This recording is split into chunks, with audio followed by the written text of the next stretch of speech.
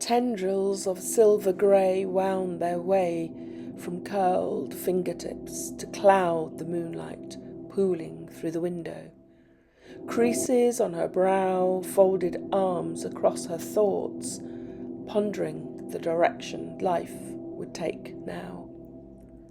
Every year, without fail, this quarter century past, they had arrived, voluptuous, sensual, fingers finding both velvet and sharp responses to exploratory touches.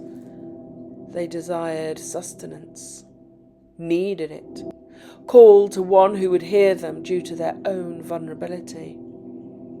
A note, apologizing for a break in routine, requesting her presence at a predetermined place and time, slid under her door.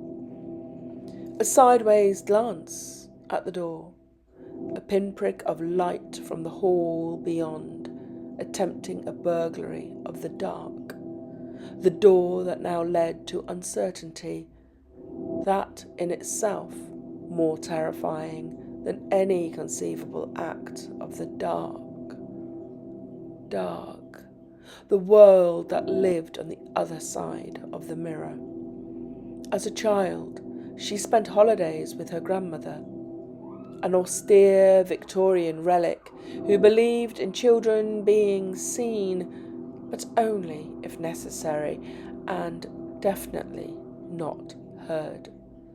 Convinced her grandmother lived in a gingerbread house, a respectable 1930s affair, enticing, whitewashed, neat flower beds awash with colour, standing on the pavement gazing in, feeling the swoosh of the traffic behind, you could imagine a home with fresh baking and loving arms.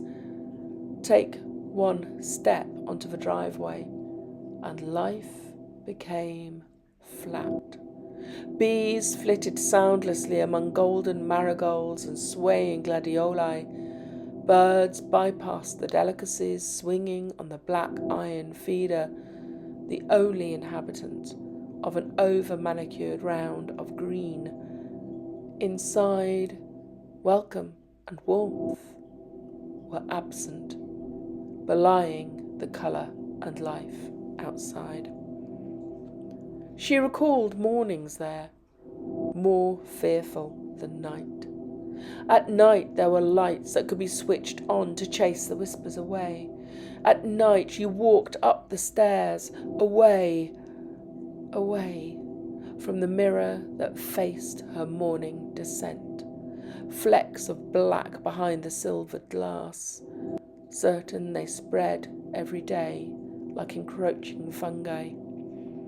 As terrifying as it was mesmerizing, a shadowed world lay behind the glass, contained by a gilt frame preventing its escape.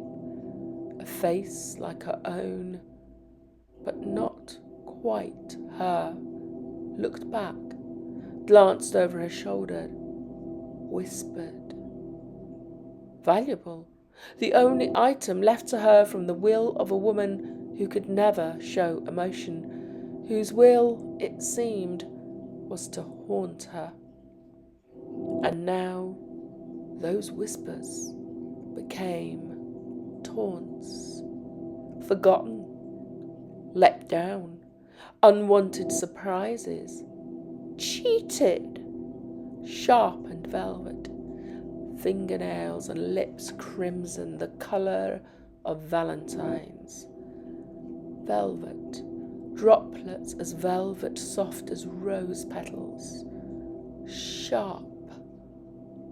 The silver stiletto tumbled from her fingers, lazily twisting its way to the carpet, accompanied by ruby droplets from elegant fingers. She had followed him from the office. Working late, he said. He had turned left instead of right, fished from his pocket an unknown key to unlock an unknown door, juggling the bouquet of velvet crimson roses. Her bouquet. Voices from a dark mirror built to a cacophony of rage, the crescendo unbearable, as the bodies stood entwined in the lounge, crushing the flowers. She became a wraith, sliding into the kitchen, unfathomable knowing guiding her to the drawer, finding the longest, sharpest thorn possible, effortlessly guiding it to its mark as twinned hearts pulsated in a delusion of love. Now, strident sapphires filtered through the hazy smoke of her last cigarette, icing the edges of flashing crimson filling the night sky. Her ears finally opened, deaf now to the whispers from the mirror girl, screams from his mistress's neighbour screeching along her oral canals. Suddenly, she knew what fate lay beyond the door.